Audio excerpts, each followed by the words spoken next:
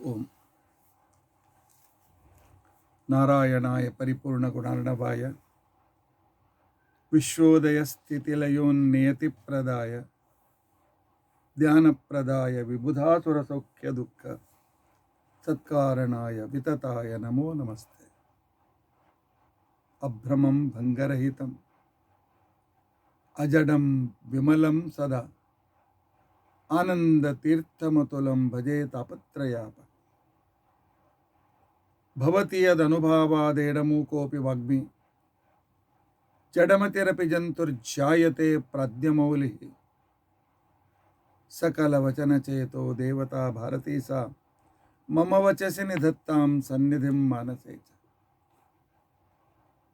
अस्मत्कुरुसमारम्भां टीकाकृत्पादमध्यगां श्रीमदाचार्यपर्यन्तां वन्दे गुरुपरम्पराम्।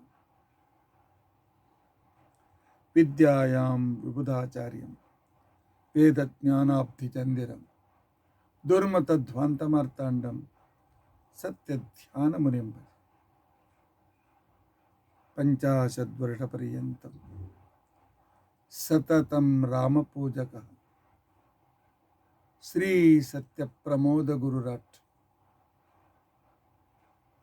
भासतां नो हृदम्बरे।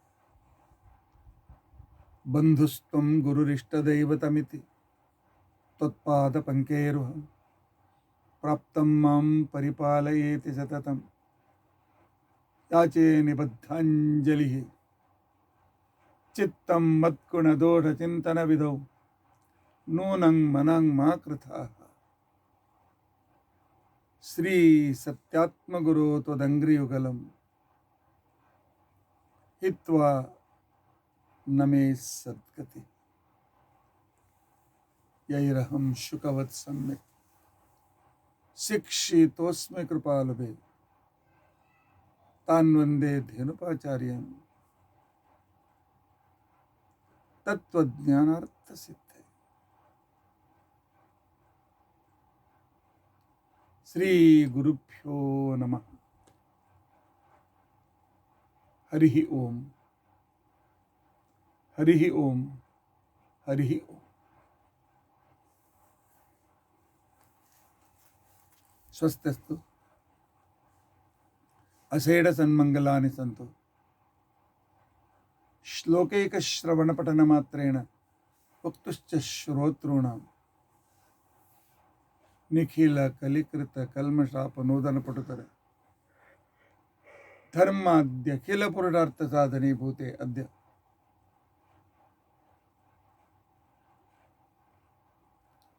रुद्राध्याय नमक चमक विशेषतः चमक विशेषणानां विवरणारंभे सति किंचित् पूर्वकथानुवादः। हरिः ओम हरिः ओम हरिः ओम।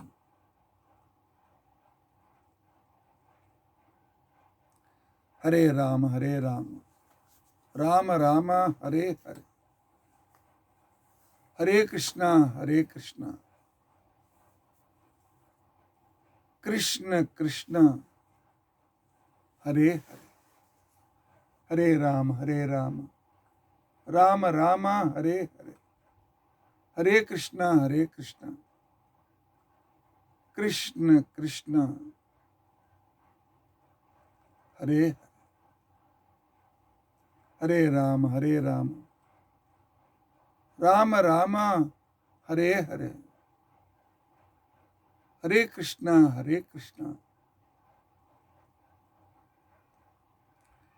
कृष्ण कृष्ण हरे हरे, हरे राम राम राम हरे हरे,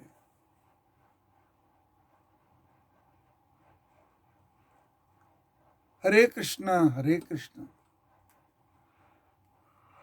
कृष्ण कृष्ण हरे हरे। श्री गुरुभ्यो नमः। ಹರಿ ಓಂ, ಹರಿ ಓಂ, ಹರಿ ಓಂ.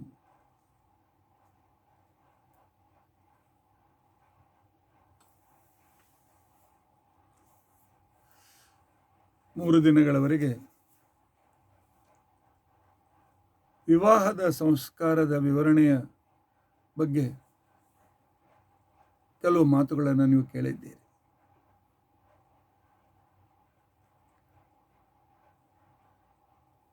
ಮೂರ್ನಾಲ್ಕು ಜನ ಹೆಣ್ಮಕ್ಳು ಬೇರೆ ಬೇರೆ ಕಡೆಯಿಂದ, ಆಚಾರ್ಯರೇ, ಕನ್ಯಾದಾನದ ಸಂದರ್ಭದಲ್ಲಿ 2ನೇ ದಿವಸ ನೀವು ದಾನ ಅಂತಕೊಂಡಂತಂದ್ರೆ ಒಂದು ವಸ್ತುವಿನ ಮೇಲೆ ಇರುವ ತನ್ನ ಅಧಿಕಾರವನ್ನು ಬಿಟ್ಟು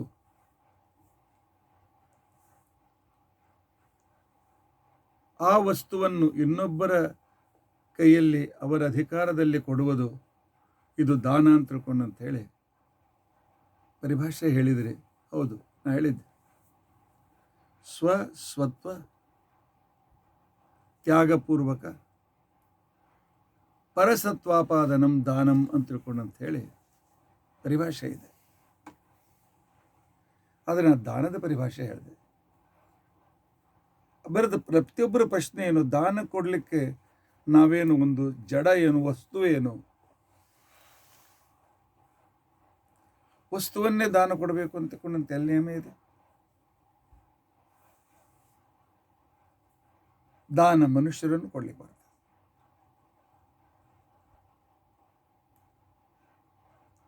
ಪರಮಾತ್ಮನಿಗೆ ದಿನಾಲು ಹೆಂಡತಿ, ಮಕ್ಕಳು, ಬಂಧು ಬಾಂಧವರು ಎಲ್ಲರನ್ನೂ ಸಮರ್ಪಣೆ ಮಾಡಬೇಕು ಅಂತಕೊಂಡಂತಿದೆ. ದಾನ ಕೊಡು ಪರಮಾತ್ಮನಿಗೆ ಕೊಡಬೇಕು ಅಂತಿದೆ. ಎಲ್ಲ ನಿಂದೆ ತಗೋ ಅಂತಕೊಂಡಂತೆ. ಅಲ್ಲೇ ನಾನು ವಸ್ತು ಅಂತಕೊಂಡಂತ ಅನ್ನೋದು ಹೆಣ್ಮಕ್ಳಿಗೆ ಹರ್ಟ್ ಆಗ್ತದೆ ಅಂತಂದ್ರೆ ಹರ್ಟ್ ಆಗೋ ಕಾರಣವಿಲ್ಲ.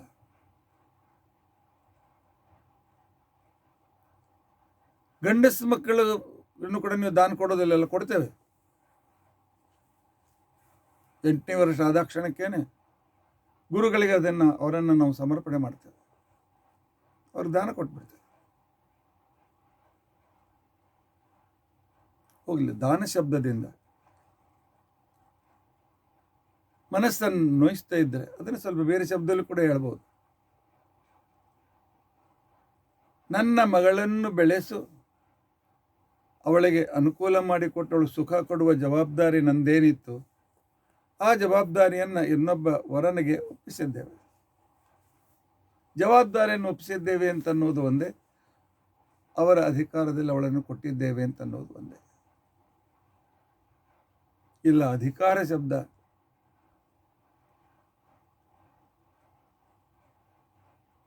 ಯಾಕೋ ಮನಸ್ಸಿಗೆ ಸಷ್ಟು ಕಠೋರ ಅನ್ನಿಸ್ತದೆ ಅಂತಕೊಂಡು ಅನ್ಬೋದು ನೀವು. ಹೌದು, ಯಾವ ವಸ್ತು ನಂದಿದೆ ಅದರ ಸಂರಕ್ಷಣೆ ಜವಾಬ್ದಾರಿ ನನಗಿದೆ, ಅದು ನನ್ನ ಅಧಿಕಾರದಲ್ಲಿದೆ. ಆಫೀಸ್ನಲ್ಲಿ ಅವನ ಅಧಿಕಾರಿ ಅಂತ ಅನ್ಸ್ಕೊಳ್ತಾನೆ, ಅವನ ಅಧೀನರಾಗಿರ್ತಕ್ಕಂಥ ಅಸಿಸ್ಟೆಂಟ್ಗಳು ಅವನ ಅಧೀನದಲ್ಲಿರ್ತಕ್ಕಂತಹ ಅವನ ಅಧಿಕಾರವನ್ನು ಸ್ವೀಕರಿಸಿದವರೇ.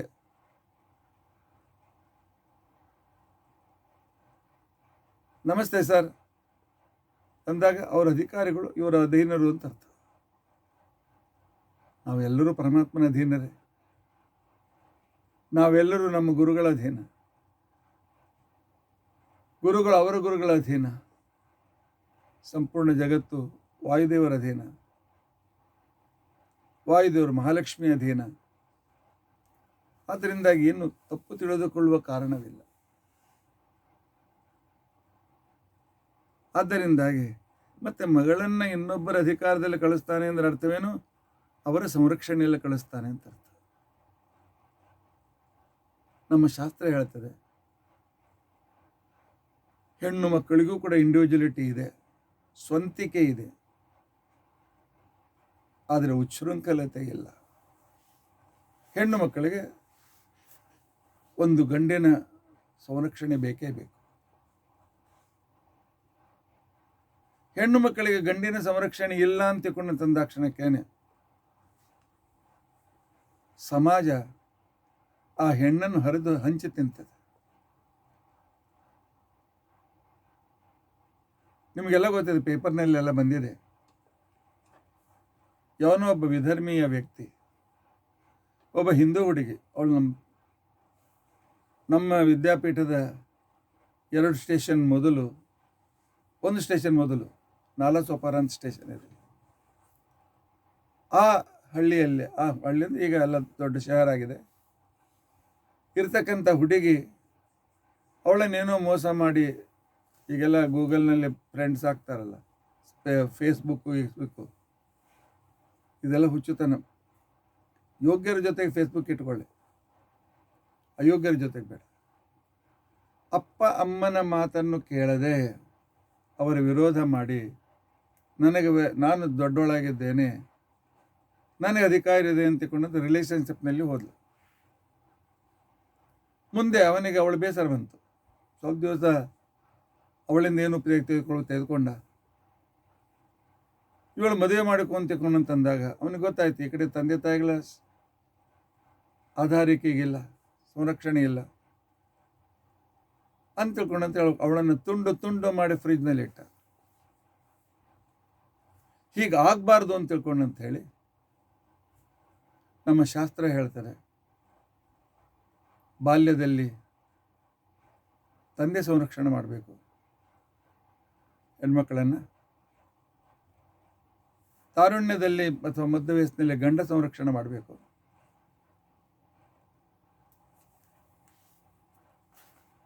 ಪತಿ ತೀರ್ಕೊಂಡ ಮೇಲೆ ಮಕ್ಕಳು ಸಂರಕ್ಷಣೆ ಮಾಡಬೇಕು.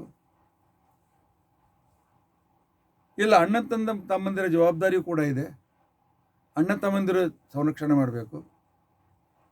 ಇವರು ಯಾರ ಸಂರಕ್ಷಣೆ ಸಿಗದೇ ಇದ್ದರೆ ಗುರುಗಳು ಸಂರಕ್ಷಣೆ ಮಾಡಬೇಕು. ಗುರುಗಳು, ನಿನ್ನ ಯೋಗಕ್ಷೇಮ ನೋಡ್ಕೊಳ್ತೇನಮ್ಮ, ನಿನ್ನ ಸಂರಕ್ಷಣೆ ಓದಿಸ್ತೇನೆ, ಬಂದಿರೋ ಹತ್ತಿರದಲ್ಲಿ. ಆ ರೀತಿಯಾಗಿ ಬರ್ತಕ್ಕಂಥ ಪ್ರಸಂಗ ಬಹಳ ಕಡಿಮೆ. ಆದರೆ ಈಗ ಬರೀ ಹೆಣ್ಣು ಮಕ್ಕಳಿದ್ದವರಿಗೆ, ಆನಂತರ ಮಕ್ಕಳು ದೂರದಲ್ಲಿರ್ತಕ್ಕಂಥವರಿಗಿಂತ ಪ್ರಸಂಗ ಬರ್ತದೆ. ಅದಕ್ಕೆ ವೃದ್ಧಾಶ್ರಮ ಚಾಲುವಾಗಿದೆ. ಆದರೆ ಏನೇ ಇದ್ದರೂ ಹೆಣ್ಣು ಮಗಳಿಗೂ ಕೂಡ ಒಂದು ಸಂರಕ್ಷಣೆ ಬೇಕು, ಗಂಡಸರಿಗೂ ಬೇಕು.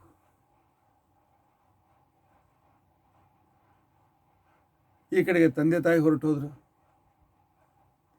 ಯಾವುದೋ ಕಾರಣದಿಂದ ಹೆಂಡತಿ ಕೂಡ ಮೊದಲು ಹೊರಟೋಗ್ಬಿಟ್ಲು. ನಾನು ನೋಡಿದ್ದೇನೆ, ಒಬ್ಬಂಟಿಗರಾಗಿರ್ತಕ್ಕಂಥ ಮಕ್ಕಳಿಲ್ಲ. ಮಕ್ಕಳಿದ್ದರೆ ತಂದೆಯನ್ನು ಸರಿಯಾಗಿ ನೋಡ್ತಿದ್ರು ಏನೋ ಗೊತ್ತಿಲ್ಲ. ಈ ಕಡೆ ಹೆಂಡತಿ ಇಲ್ಲ, ಕೆಲಸ ಮಾಡಿ ಮನೆಗೆ ಹೋದಾಗ ಎಲ್ಲೋ ಖಾಲಿ. ಗಂಡನಿಗೆ ಹೆಂಡತಿ ಅವಶ್ಯಕತೆ ಇದೆ, ಹೆಂಡತಿಗೆ ಗಂಡನ ಅವಶ್ಯಕತೆ ಇದೆ, ಬಾಲ್ಯದಲ್ಲಿ ತಂದೆ ತಾಯಿಗಳ ಅವಶ್ಯಕತೆ ಇದೆ, ಗಂಡ ಇಲ್ಲದೆ ಇದ್ದಾಗ ಮಕ್ಕಳ ಅವಶ್ಯಕತೆ ಇದೆ. ಹೆಣ್ಣು ಮಕ್ಕಳಿಗೊಂದು ರಕ್ಷಾ ಕವಚ ಬೇಕು, ಗಂಡಸರಿಗೂ ಒಂದು ಜೊತೆಗಾರ್ತಿ ಅಂತ ಅನ್ನೋದು ಬೇಕು. ಆದ್ದರಿಂದ ಇಲ್ಲಿ ದಾನ ಶಬ್ದ ಉಪಯೋಗಿಸಿದ್ದಾರೆ. ಇದರಲ್ಲೇನೋ ಕಿತ್ತಿ ಎಸೆದದ್ದಲ್ಲ. ಯೋಗ್ಯ ಮನೆಯನ್ನು ನೋಡಿ, ಆನಂತರ ಈಗಂತೂ ಹೆಣ್ಣುಮಕ್ಕಳು ದೊಡ್ಡವರಾಗಿರ್ತಾರೆ, ಅವರ ಅಭಿಪ್ರಾಯವನ್ನು ಕೂಡ ತೆಗೆದುಕೊಂಡು, ಅವರ ಸ್ವೀಕೃತಿಯನ್ನು ತೆಗೆದುಕೊಂಡು ಅಗ್ನಿ ಸಾಕ್ಷಿಯಾಗಿ ಅಗ್ನಿಯ ಸಂರಕ್ಷಣೆಯಲ್ಲಿ ಅವಳನ್ನು ಕೊಟ್ಟ ಅದಕ್ಕೆ ದಾನ ಅಂತ ತಿಳ್ಕೊಂಡು ಅನಿಸ್ಕೊಳ್ತಾರೆ. ಅಥವಾ ಇನ್ನೊಂದು ಅರ್ಥದಲ್ಲಿ ಹೇಳಬೇಕು ಅಂತಂದರೆ ಆ ವಸ್ತುವಿನ ಮೇಲಿನ ಮೋಹ ಬಿಡುವುದು ಅಂತ ಅರ್ಥ. ಬ್ರಾಹ್ಮಣರನ್ನು ಕರೆದು ಒಂದು ವಸ್ತ್ರದಾನ ಮಾಡ್ತೇವೆ. ಆ ವಸ್ತ್ರವಿನ ಮೋಹವನ್ನು ಬಿಟ್ಟು ಅವರಿಗೆ ಸಮರ್ಪಿಸಿ, ಅಲ್ಲಿದ್ದು ಭಗವಂತನಿಗೆ ಸಮರ್ಪಿಸಿದ್ದೆ. ಇಲ್ಲಿಯೂ ಕೂಡ ಮಗಳ ಮೇಲಿನ ಮೋಹ ಬಿಟ್ಟು, ಯಾಕೆ ಅವಳಿಗೂ ಕೂಡ ಹೆಣ್ಮಗಳು, ಗಂಡ ಬೇಕು, ಸಂತಾನ ಬೇಕು, ಅವಳ ಮುಂದಿನ ಜೀವನದಲ್ಲಿ ಸುಖ ಸಮೃದ್ಧಿ ಬೇಡವೆ, ಅದಕ್ಕೋಸ್ಕರ ಕನ್ಯಾದಾನ ಅಂತ ತಿಳ್ಕೊಂಡಂತನ್ನೋ ಶಬ್ದ ಹೇಳಿದ್ದಾರೆ ಹೊರತು, ಈ ದಾನ ಅಂತನ್ನೋ ಶಬ್ದ ಯಾಕೋ ಹೆಣ್ಣುಮಕ್ಕಳ ಮನಸ್ಸಿಗೆ ದ್ವಂತಿಕೊಂಡಂತ ಆಗ್ತದೆ. ಈ ಅರ್ಥ ತಿಳಿದುಕೊಳ್ಳದೆ ಇದ್ದಾಗ ಹೀಗಾಗ್ತದೆ. ಅವಳ ಯೋಗಕ್ಷೇಮ. ನಮ್ಮಲ್ಲಿ ಇತಿಹಾಸ ಇದೆ. ಸಾವಿತ್ರಿ ಅದ್ಭುತಳಾಗಿರ್ತಕ್ಕಂಥ ಹೆಣ್ಮಕ್ಳು. ಕ್ಷತ್ರಿಯರಲ್ಲಿ ನಿಯಮ ಇದೆ, ಗಂಡಿನ ಕಡೆಯವರು ಬಂದು ನಿಮ್ಮ ಮಗಳನ್ನು ಕೊಡಿ ಅಂತಕೊಂಡು ಕೇಳಬೇಕು, ಆನಂತರ ಮದುವೆ ಮಾಡ್ತಾರೆ. ಹಿಂದಿನ ಕಾಲ ಬ್ರಾಹ್ಮಣರಲ್ಲೂ ಕೂಡ ಹಾಗೆ ಇತ್ತು. ಹೆಣ್ಮಕ್ಳನ್ನು ಈ ರೀತಿ ಬೆಳೆಸ್ಬೇಕಲ್ಲ, ಅವಳು ಇಷ್ಟು ಇಂಥ ಒಳ್ಳೆ ಗುಣಿ ಆಗಬೇಕಲ್ಲ. 10 ಜನ ಅವಳನ್ನು ನೋಡಿ ಇಂಥ ಆ ಹುಡುಗಿ ನಮ್ಮ ಮನೆಗೆ ಬಂದು ಒಳ್ಳೆಯದು ಅಂತೇಳಿ ಅವರೇ ಬಂದು ಕೇಳಬೇಕು. ಹಿಂದಿನ ಕಾಲಕ್ಕೆ ಹೆಣ್ಮಕ್ಕಳ ತಂದೆ ಮನೆ ಮನೆ ತಿರುಗಿ ನಮ್ಮ ಹುಡುಗಿ ನೀವು ಮಾಡ್ಕೋತೀರಾ ಅಂತೇಳಿ ನಮ್ಮ ಕಡೆಯಲ್ಲಿ ಹೇಳ್ತಾರೆ, ಚಪ್ಪಲಿ ಸವೆದು ಹೋಗ್ತಾ ಇತ್ತು ಅಂತೇಳಿ. ಈ ದುಸ್ಥಿತಿ ಬಂದದ್ದು ನಮ್ಮ ಮೇಲೆ ವಿದೇಶಿಯರ ಆಕ್ರಮಣ ಆದಾಗ. ಅವರು ತುರ್ಕರೇ ಇರಲಿ, ಮತ್ತೊಬ್ಬರೇ ಇರಲಿ, ಆಂಗ್ಲರೇ ಇರಲಿ, ಅಲ್ಲಿ ಹೆಣ್ಣುಮಗಳೆಲ್ಲ ಕೇವಲ ಭೋಗದ ವಸ್ತು. ಹೀಗಾಗಿ ಪುರುಷ ಪ್ರಧಾನದ ಪ್ರಭಾವ ಹೆಚ್ಚಾಯಿತು. ಈಗ ಅದು ಕೂಡ ಕಡಿಮೆ ಆಗಿದೆ. ಈಗ ಹೆಣ್ಣು ಮಕ್ಕಳನ್ನು ಹುಡುಕೊಂಡು ಹೋಗೋ ಪ್ರಸಂಗ ಬಂದಿದೆ. ಹೌದು, ಸರಿಯಾದ ಸಮಯ ಇದೆ. ಯೋಗ್ಯ ಹೆಣ್ಣು ಮಗಳನ್ನು ಹೋಗಿ ಕೇಳ್ಕೊಳ್ಬೇಕು ಅಂತ.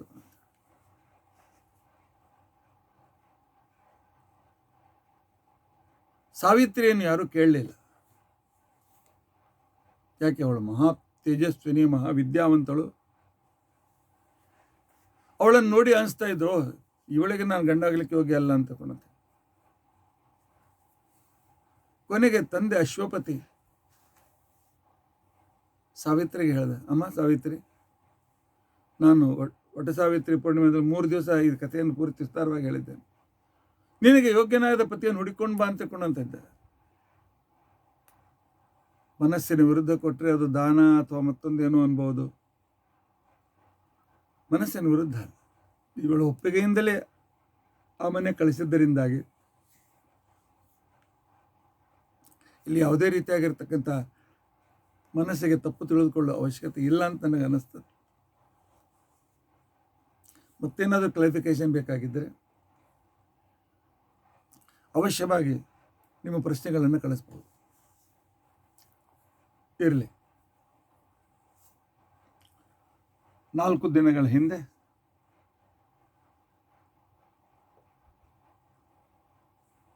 ಸೂಕ್ತಂಚಮೇ ಸುಕೃತಂಚಮೇ ವಿತ್ತಂಚಮೇ ವೇದ್ಯಂಚಮೇ ಭೂತಂಚಮೇ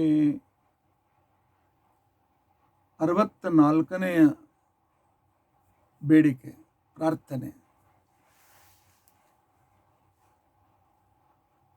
ನಮ್ಮ ಹಿರಿಯರ ಪುಣ್ಯ ನಮಗೆ ಒದಗಲಿ.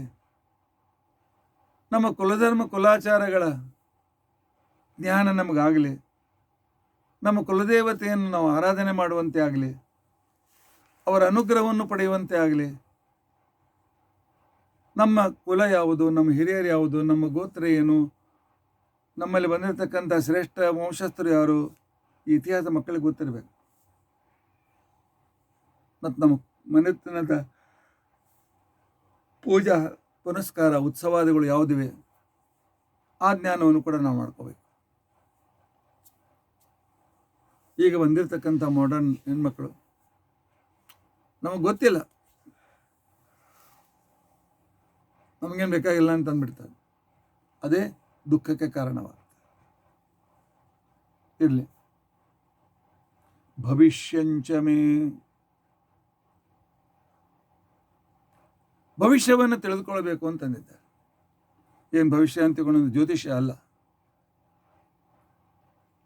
ಈಗ ಇವತ್ತು ನಾನೇನು ಪ್ರವಚನ ಕೇಳ್ತಾ ಇದ್ದೇನೆ, ನನಗೆ ಉಳಿದ ಮುಂದಿನ ವಯಸ್ಸಿನಲ್ಲಿ ನನ್ನ ಕರ್ತವ್ಯಗಳೇನಿವೆ, ನಾನು ಯಾವ ಸಾಧನೆಯನ್ನು ಮಾಡಿದರೆ ಪರಮಾತ್ಮ ಒಲಿತಾನೆ,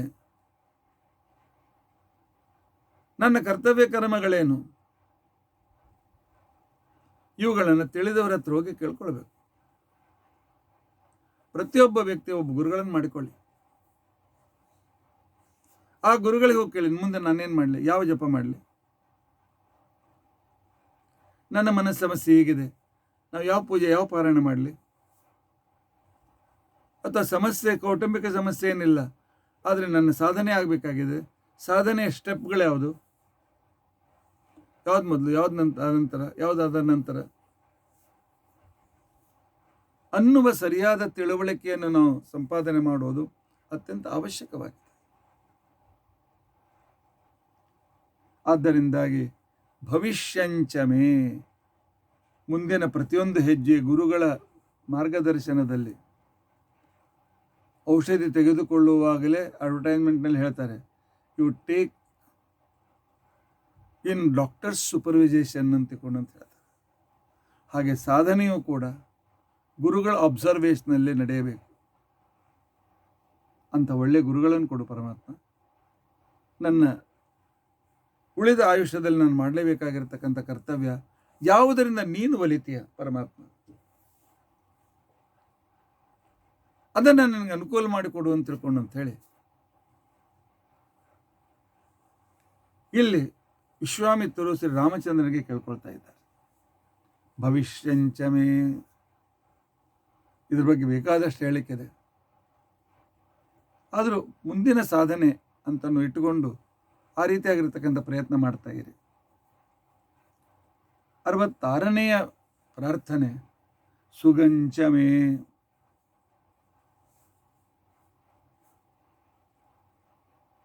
ಸುಗ ಅಂತಂದ್ರೆ ಏನು?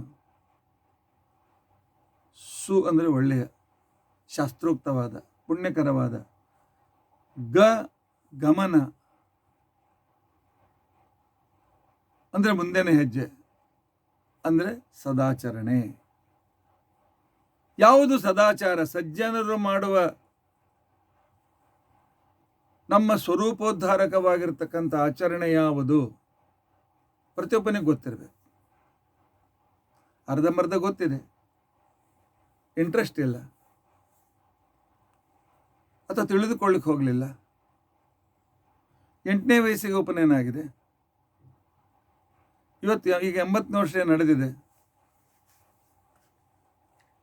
ಆದರೆ ಸಂಧ್ಯಾ ವಂದನೆ ಮಂತ್ರದ ಅರ್ಥ ತಿಳಿದುಕೊಂಡ ನಾನು. ಸೂರ್ಯ ಜ್ಯೋತಿ ಜುಹೋಮಿ ಸ್ವಾಹ,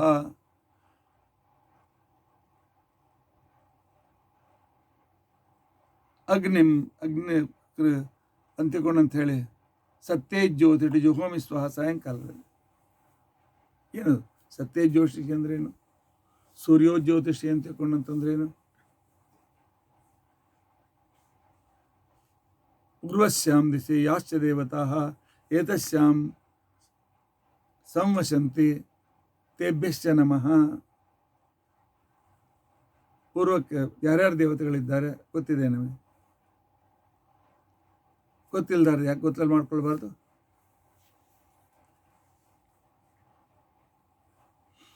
ಆದ್ದರಿಂದಾಗಿ ಪರಮಾತ್ಮ ಸಿಗಬೇಕಾಗಿತ್ತು ಅಂತ ತಗೊಂಡಂತಂದರೆ ಸದಾಚಾರ ಅತ್ಯಂತ ಅವಶ್ಯಕ.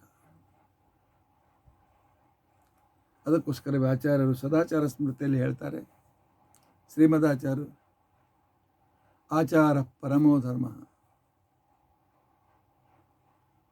ಹಿರಿಯರಿಂದ ಮಾಡಿಕೊಂಡು ಬಂದಿರತಕ್ಕಂಥ ಸಜ್ಜನರ ಆಚರಣೆ ಇದೇ ನಮ್ಮ ಜೀವನದ ಪರಧರ್ಮ, ಪರಮಧರ್ಮ. ಪರ ಅಲ್ಲ, ಪರಮ, ಅತ್ಯಂತ ಶ್ರೇಷ್ಠವಾದ ಧರ್ಮ.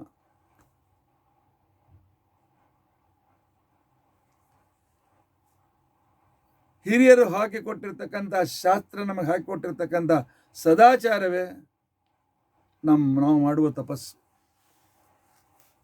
ಆಚರಣಂ ತಪಃ, ಆಚಾರ ಪರಮೋ ಧರ್ಮ, ಆಚಾರ ಪರಮಂ ತಪಃ, ಆಚಾರ ಪರಮಂ ಸತ್ಯಂ. ಸದಾಚಾರವೇ ಶಾಸ್ತ್ರೋಕ್ತವಾದ ದಾರಿಯಲ್ಲಿ ನಮ್ಮನ್ನು ಕರೆದುಕೊಂಡು ಹೋಗೋದಕ್ಕೋಸ್ಕರ ಸಮರ್ಥವಾಗಿದೆ. ಸತ್ಯ ಅಂತಂದರೆ ಶಾಸ್ತ್ರೋಕ್ತವಾದ ದಾರಿಯಲ್ಲಿ ಮುನ್ನಡೆಯುವಿಕೆ ಅಥವಾ ದಾರಿಯಲ್ಲಿ ಮಾಡುವ ಸತ್ಕರ್ಮಗಳು.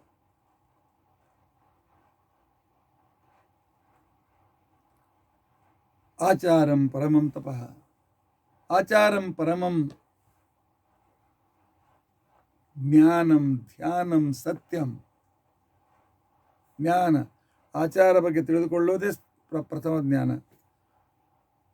ನಾನು 20 ಗ್ರಂಥ ಓದಿದರೂ ಕೂಡ ನನ್ನ ದಿನದ ಸದಾಚರಣೆ ನನಗೆ ಗೊತ್ತಿಲ್ಲ.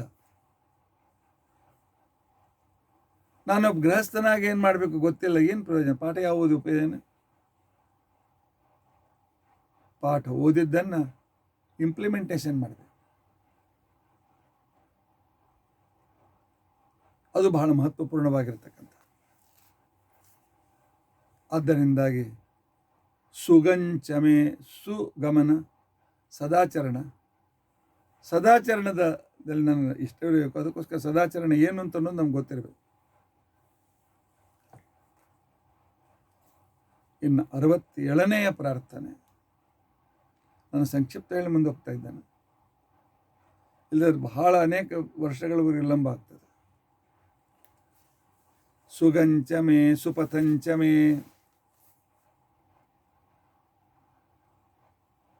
ನಾನು ಹೋಗೋ ದಾರಿ, ಪಥ,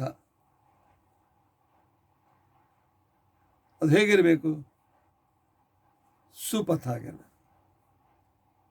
ಮಂಗಲಕರವಾಗಿರತಕ್ಕಂಥ ಪಥ. ಮಂಗಲಕರ ಅಂದರೆ ಮೋಕ್ಷದಾಯಕ ಅಂತ. ಮೋಕ್ಷದಾಯಕವಾದ ದಾರಿ ಆಗಿರಬೇಕು ನಾನು ಹಿಡಿದ ದಾರಿ. ನಾನು ಮಾಡ್ತಕ್ಕಂಥ ನನ್ನ ಜೀವನದ ಸ್ಟೈಲ್ ಏನಿದೆ, ಲೈಫ್ ಸ್ಟೈಲ್ ಏನಿದೆ, ಇದು ನನ್ನನ್ನು ಮೋಕ್ಷದ ಕಡೆಗೆ ಕರೆದುಕೊಂಡು ಹೋಗಬೇಕು. ಪ್ರತಿಯೊಬ್ಬರು ಪರೀಕ್ಷೆ ಮಾಡಿಕೊಳ್ಳಿ. ನಾನು ಹೋಟೆಲ್ನಲ್ಲಿ ಹೋಗಿ ಏನು ಬೇಕಾದ ತಿಂತೇನೆ, ಇದು ಮೋಕ್ಷದ ದಾರಿಯ? ನಾನು ಈರುಳ್ಳಿ ಬೆಳ್ಳುಳ್ಳಿ ತಿಂತೇನೆ, ಇದು ಮೋಕ್ಷದ ದಾರಿಯ? ಮನೆಯಲ್ಲಿ ಅಡಿಗೆ ಮಾಡಿಕೊಳ್ಳೋದಿಲ್ಲ, ಪಾರ್ಸೆಲ್ ತರಿಸ್ತೇನೆ, ಇದು ಮೋಕ್ಷದ ದಾರಿಯ? ನಾನು ಪೂಜೆ ಮಾಡ್ತೇನೆ, ಆದರೆ ಮಡಿ ಪಂಚೆ ಉಟ್ಕೊಳ್ಳೋದಿಲ್ಲ, ನಾನು ಸೀರೆ ಉಟ್ಕೊಳ್ಳೋದಿಲ್ಲ, ಹೇಗಿದೆ ಹಾಗೆ ಮಾಡ್ತೇನೆ, ಇದು ಮೋಕ್ಷದ ದಾರಿಯ? ಯಾವುದು ಮೋಕ್ಷದ ದಾರಿ ಅಂತ ಅನ್ನೋದು ಗೊತ್ತಿರಬೇಕು. ಪರಮಾತ್ಮ ಅಂಥ ದಾರಿ ನನ್ನ ಜೀವನದ ಸ್ಟೈಲು ಸುಪಥ ಆಗಲಿ, ಸುಶೋಭನವಾಗಲಿ. ಆಯ್ತು, ಭಾಳ ಸರಿಯಾಗಿ ಮಾಡಿದ್ವಿ, ಎಲ್ಲವೂ ಮಾಡಿತ್ತು. ಫಲ ಸಿಗದೇ ಇದ್ರೆ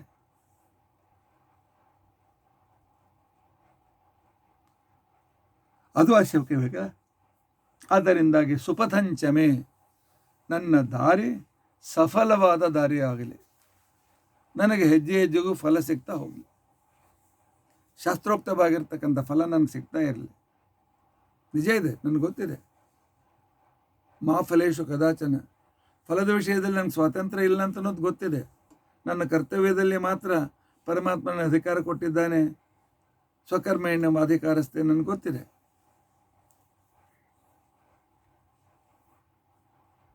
ಆದರೆ ಅದು ಸಫಲವೇ? ಅದು ಶಾಸ್ತ್ರೋಕ್ತ ಫಲವನ್ನು ಪಡೆದಿರತಕ್ಕಂಥ ದಾರಿಯೇ? ಇಲ್ಲ. ಜ್ಞಾನ ರೂಪ, ಜ್ಞಾನ ಅಂತ ತಿಳ್ಕೊಂಡಂತನ್ನುವ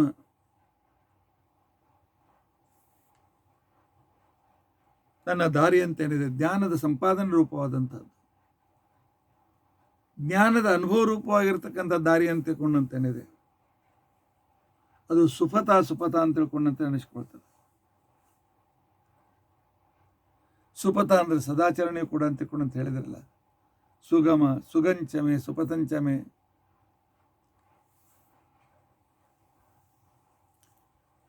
ಈ ರೀತಿಯಾಗಿರ್ತಕ್ಕಂಥ ಈ ಆಚರಣ ಅಂತ ತಿಳ್ಕೊಂಡಂತೇನಿದೆ, ಇದು ಕರ್ಮ ಆಯ್ತಲ್ಲ. ಕರ್ಮದಿಂದ ಪರಮಾತ್ಮನ ಪ್ರಾಪ್ತಿ ಹೇಗಾಗ್ತದೆ? ಪರಮಾತ್ಮ ಹೇಳ್ತಾನೆ, ಭಕ್ತ್ಯಾತ್ಮನನ್ನೇ ಶಕ್ಯ ನಹಿ ಜ್ಞಾನೇನ ಸದಸಂ ಪವಿತ್ರಂ ಯಹ ವಿದ್ಯತೆ. ಹಾಗಾದರೆ ನಾನು ಮಾಡುವ ಕರ್ಮ ವ್ಯರ್ಥವೇ? ಇಲ್ಲ, ವ್ಯರ್ಥ ಇಲ್ಲ. ನೀನು ಭಗವತ್ ಪ್ರೀತಿಕರವಾಗಿ ಕರ್ಮಗಳನ್ನು ಮಾಡಿದರೆ ಪರಮಾತ್ಮ ನಿಮಗೆ ಜ್ಞಾನ ಸಿಗುವಂತೆ ಮಾಡ್ತಾನೆ. ಪರಮಾತ್ಮನ ಜವಾಬ್ದಾರಿ.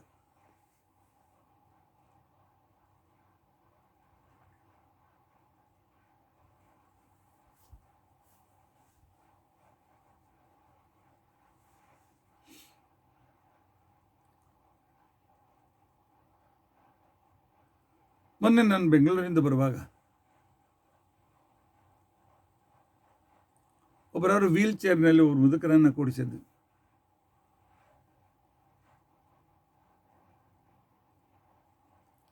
ಆನಂತರ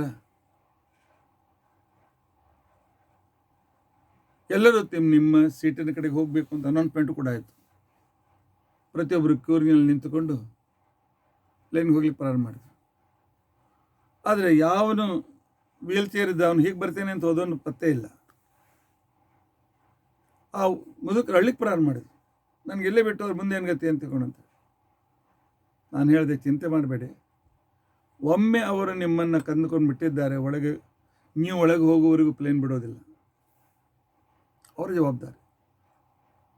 ಅಲ್ಲಿರ್ತಕ್ಕಂಥ ಆಯಾ ಫ್ಲೈಟಿನ ಜವಾಬ್ದಾರಿಯಲ್ಲಿ ಇರ್ತಕ್ಕಂಥ ಮ್ಯಾನೇಜರ್ ನೋಡ್ಕೊಳ್ತಾರೆ ಅಂತ. ಈಗ ಬರ್ತಾರೆ, ಚಿಂತೆ ಮಾಡಬೇಡಿ ಅಂತ ತಿಳ್ಕೊಂಡು. ಅವ್ರಿಗೆ ಚಿಂತೆ ಭಾಳ ಆಗಿತ್ತು. ಈ ರೀತಿಯಾಗಿ ಭಾರತೀಯರೋಣ ಮುಖ್ಯ ಪ್ರಾಣಾಂತರ್ಗತ ಶ್ರೀಹರಿಯ ಪ್ರೇರಣೆಯ ವಿಷ್ಣು ಪ್ರೇರಣೆಯ ವಿಷ್ಣು ಪ್ರೀತ್ಯರ್ಥಂ ಅಂತ ಹೇಳಿ ನಾವು ಕರ್ಮಗಳನ್ನು ಮಾಡ್ತಾ ಇದ್ದರೆ ನಮಗೆ ಜ್ಞಾನ ಕೊಟ್ಟು, ನಮಗೆ ಗುರುಗಳನ್ನು ಕೊಟ್ಟು, ನಮಗೆ ಮಾರ್ಗದರ್ಶನ ಮಾಡಿ, ಆ ಜ್ಞಾನ ಜೊತೆಗೆ ಭಕ್ತಿಯನ್ನು ಕೊಟ್ಟು ತನ್ನ ಹತ್ತಿರ ಅಂದರೆ ಮೋಕ್ಷಕ್ಕೆ ಕರೆದುಕೊಂಡು ಹೋಗುವ ಜವಾಬ್ದಾರಿ ಪರಮಾತ್ಮನದು. ನಿಶ್ಚಿಂತವಾಗಿ ಸಮರ್ಪಣ ಬುದ್ಧಿಯಿಂದ ಪರಮಾತ್ಮನಿಗೆ ಕೃಷ್ಣಾರ್ಪಣ ಬುದ್ಧಿಯಿಂದ ವರ್ಣಾಶ್ರಮೋಚಿತವಾಗಿರತಕ್ಕಂಥ ಸತ್ಕರ್ಮಗಳನ್ನು ಮಾಡ್ತಾ ಇರಿ. ಪರಮಾತ್ಮ ನಿನ್ನ ಪ್ರಾಪ್ತಿಗೋಸ್ಕರ ಅಂತನ್ನು ಹೇಳಿ ಮುಂದಿಂದೆಲ್ಲ ಜವಾಬ್ದಾರಿ ಪರಮಾತ್ಮ ಹೇಳಿದಲ್ಲ. ಫಲದ ವಿಷಯದಲ್ಲಿ ನಿಮ್ಮದು ಜವಾಬ್ದಾರಿ, ಉಳಿದದ್ದು ನನ್ನ ಕೈಯಲ್ಲಿದೆ ಅಂತ. ಅದರ ಶಾಸ್ತ್ರ ಹೇಳ್ತದೆ, ಕರ್ಮಣ ಜ್ಞಾನ ಮಾತನೋತಿ ನಾಣ್ಯ ಪಂಥ ಅಯನಾಯ ವಿದ್ಯತೆ. ಕರ್ಮಪ್ರಚುರರು ನಾನು ಅಷ್ಟೇ ಅಲ್ಲ, ಜನಕರಾಜನವರೆಗೂ ನಾವ್ಯಾರು ಜ್ಞಾನಯೋಗಿಗಳಲ್ಲ, ನಾವು ಕರ್ಮಯೋಗಿಗಳು, ಕರ್ಮಪ್ರಚುರ ಜ್ಞಾನಯೋಗಿಗಳು ನಾವು. ಅದರಿಂದ ಮಾಡ್ತಾ ಹೋಗೋಣ, ಸತ್ಕರ್ಮ ಸದಾಚರಣೆ ಮಾಡ್ತಾ ಹೋಗೋಣ. ಅದಕ್ಕೆ ಅನುಸಾರವಾಗಿ ಸಜ್ಜನರ ಸಂಗತಿ, ಜ್ಞಾನ, ಪರಮಾತ್ಮ ಅವನ ಜವಾಬ್ದಾರಿ, ಅವನು ಮಾಡಿಕೊಡ್ತಾನೆ ನಮಗೆ. ಚಿಂತೆ ಮಾಡಬೇಡಿ. ಅವನಿಗೆ ಇಚ್ಛೆಗೆ ಬರದೇ ಇದ್ದರೆ ನಾವು ಎಷ್ಟು ತಿಪ್ಪರ್ಲಾಗ ಹಾಕಿದರೂ ಕೂಡ, ನಾವು ಎಷ್ಟು ಡೊಂಬರಾಟ ಮಾಡಿದರೂ ಕೂಡ ಅವನ ಇಚ್ಛೆಗೆ ಬರದೇ ಹೊರತು ಆಗೋದಿಲ್ಲ. ಪ್ರಯತ್ನ ಮಾಡುವುದು ನಮ್ಮ ಕರ್ತವ್ಯ, ಆದರೆ ಪರಮಾತ್ಮ ಮೋಸ ಮಾಡೋದಿಲ್ಲ. ನಂಬಿ ಕೆಟ್ಟಬರಿಲ್ಲವೋ ಅದನ್ನು ನೆನಪೇ ಇಟ್ಕೊಳ್ಬೇಕು. ಆದ್ದರಿಂದಾಗಿ ಸುಫಲಂಚಮೇ,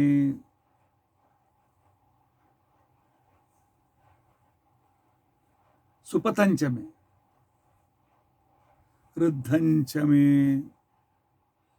ನಮ್ಮಿರುವ ಸಂಶಯ ಮುಂದಿನ ಪ್ರಾರ್ಥನೆಯಲ್ಲಿ ಗ್ರಂಥಕಾರ ಪೂರ್ತಿ ಮಾಡಿಬಿಟ್ಟಿದ್ದಾರೆ. ವೃದ್ಧ ರದ್ಧ ಅಂತಕೊಂಡಂತಂದರೆ ನಾನು ಮಾಡಿದ ಕರ್ಮದ ಪೂರ್ಣ ಫಲ ಪರಮಾತ್ಮ ನನಗೆ ಸಿಗಬೇಕು. ನಾನು ಪ್ರಾಮಾಣಿಕವಾಗಿ ಮಾಡಿದ್ದೇನೆ ಅಥವಾ ನಾನು ಮಾಡೋದ್ರಲ್ಲಿ ಆ ಪರ್ಸೆಂಟೇಜ್ ಮೇಲೆ ನನಗೆ ನೀನು ಫಲ ಕೊಡಬೇಕು. ಪರಮಾತ್ಮ ಕೊಡ್ತಾನೆ. ಪುಣ್ಯವಾಚನದಲ್ಲಿ ಮೊದಲು ಓಂ ಪುಣ್ಯಹಂ ಭವಂತೋ ಬ್ರುವಂತು ಅಂತ ಕೇಳ್ತೇವೆ. ಅಂದರೆ ನಾನು ಮಾಡುವ ಸತ್ಕರ್ಮ ಮುಗಿಯುವವರೆಗೂ ಒಳ್ಳೆ ಮುಹೂರ್ತ ಇರಲಿ ಅನ್ನೋದು ಬ್ರಾಹ್ಮಣರ ಆಶೀರ್ವಾದ ಮಾಡಿ, ಇರೋದು ಹೇಗೆ ಇದ್ದರೂ ಕೂಡ ನಿಮ್ಮ ಆಶೀರ್ವಾದದಿಂದ ಅದು ಪುಣ್ಯಕರವಾಗ್ತದೆ ಅಂತೇಳಿ ಅವರ ಆಶೀರ್ವಾದ ತೆಗೆದುಕೊಳ್ತೇವೆ. ಆ ನಂತರ ನನಗೆ ಸತ್ಫಲ ಸಿಗಲಿ ಅಂತೇಳಿ ಸ್ವಸ್ತಿ ಭವಂತೋ ಬ್ರುವಂತೋ, ನನಗೆ ಒಟ್ಟು ಜೀವನದಲ್ಲಿ ಒಳ್ಳೆಯದೇ ಆಗಲಿ ಅಂತೇಳಿ ಎರಡನೇ ಬೇಡಿಕೆ ಇದೆ, ಪ್ರಾರ್ಥನೆ ಇದೆ. ಮೂರನೇ ಪ್ರಾರ್ಥನೆ ಇದೆ, ವೃದ್ಧಿಂ ಭವಂತೋ ಬ್ರುವಂತು. ವೃದ್ಧಿ ಅಂತಂದ್ರೇನು? ವೃದ್ಧಿ ಮತ್ತು ಸಿದ್ಧಿ ಇವೆರಡು ಗಣಪತಿಯ ಸಾಮರ್ಥ್ಯಗಳು, ಹೆಂಡತಿಯರಲ್ಲ, ಸಾಮರ್ಥ್ಯ, ಅವನ ಶಕ್ತಿಗಳು. ವೃದ್ಧಿ ಅಂತಿಕೊಂಡಂತಂದ್ರೆ ನಾವು ಮಾಡಿದ ಕರ್ಮದ ಪೂರ್ತಿ ಫಲ. ಯಾವುದು ನಕ್ಷತ್ರದ ಪೀಡೆ ಹೋಗಲಿ ಅಂತ ತಿಳ್ಕೊಂಡು ಅಂತ ಹೇಳಿ, ರಾಶಿ ಯೋಗದ ಪೀಡೆ ಹೋಗಲಿ ಅಂತ ತಿಳ್ಕೊಂಡು ಶಾಂತಿ ಮಾಡಿಸ್ತೇವೆ. ಮಾಡಿಸಿದ್ರೆ ಫಲ ನನಗೆ ಸಿಗ್ಬೇಕು ಅಲ್ಲೋ. ನೀ ಯಾರನ್ನೂ ಸರಿ ಪುರೋಹಿತನ ತಂದಿದ್ದೇ ಇಲ್ಲ, ಅವ್ರು ಸರಿ ಮಾಡಿಸಿಲ್ಲಲ್ಲೋ, ಹ್ಯಾಂಗೆ ಫಲ ಕೊಡಲಿ ಅಂತ ದೇವ್ರು ಕೇಳ್ತಾನೆ ಇಲ್ಲ. ಇವನು ಪ್ರಾಮಾಣಿಕವಾಗಿ ಪರಮಾತ್ಮನಿಗೆ ಪ್ರಾರ್ಥನೆಯನ್ನು ಮಾಡಿಕೊಂಡು ಯಥಾಶಕ್ತಿ ತಾನು ತಿಳಿದುಕೊಂಡು ಕರ್ಮಗಳನ್ನು ಮಾಡುವಾಗ ಮಾಡಿಸುವ ವ್ಯಕ್ತಿಗಳಿಂದಾದ ತಪ್ಪು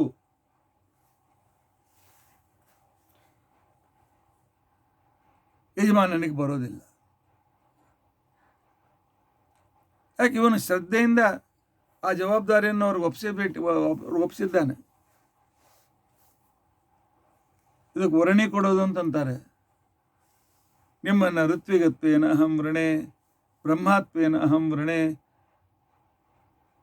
ಆ ನಂತರ ಋತ್ವಿಜತ್ವೇನ ತ್ವಾಂ ವೃಣೆ ಅಂತ ತಿಳ್ಕೊಂಡು ಅಂತೇಳಿ ನಾವು ಅವರನ್ನು ವರ್ಣ ಮಾಡಿದ್ದೇವೆ. ಆ ಕರ್ಮ ಸರಿಯಾಗಿ ನಡೆಸೋದು ಅವ್ರ ಜವಾಬ್ದಾರಿ. ಪರಮಾತ್ಮ ನಮಗೆ ಪೂರ್ಣ ಫಲ ಕೊಡ್ತಾನೆ, ತಪ್ಪು ಮಾಡಿದವರಿಗೆ ಅವರಿಗೆ ಶಿಕ್ಷೆ ಕೊಡ್ತಾನೆ. ಆದ್ದರಿಂದಾಗಿ ನನ್ನ ಮಾಡ್ತಕ್ಕಂಥ ಪ್ರತಿಯೊಂದು ಕರ್ಮದ ಪೂರ್ಣ ಫಲ ನನಗೆ ಪರಮಾತ್ಮ ಸಿಗಲಿ ಅಂತನ್ನುವ ಬೇಡಿಕೆ ಇದೆ. ಆಗ ನಾವು ಅದರಲ್ಲೆಷ್ಟು ಇನ್ವಾಲ್ವ್ ಆಗಿ ಕರ್ತವ್ಯ ಕರ್ಮಗಳನ್ನು ಪೂರ್ಣ ಮಾಡ್ತೇವೆ.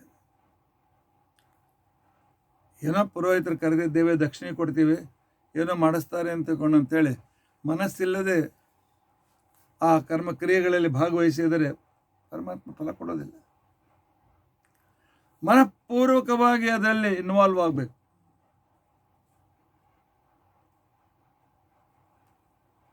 ನಮ್ಮಲ್ಲಿ ಈ ಇನ್ವಾಲ್ವ್ಮೆಂಟದ್ದೇನೆ ಬಹಳ ಅಭಾವ ಇದೆ. ಸುಮಾರು ನಾನು 1962-63 ಭಾಗವತಾದಿ ಪ್ರವಚನಗಳನ್ನು ಮಾಡಲಿಕ್ಕೆ ಚಾಲು ಮಾಡಿದ್ದೇನೆ. ಸಾಧಾರಣ 58-60 ವರ್ಷ ಆಗ್ತಾ ಬಂತು.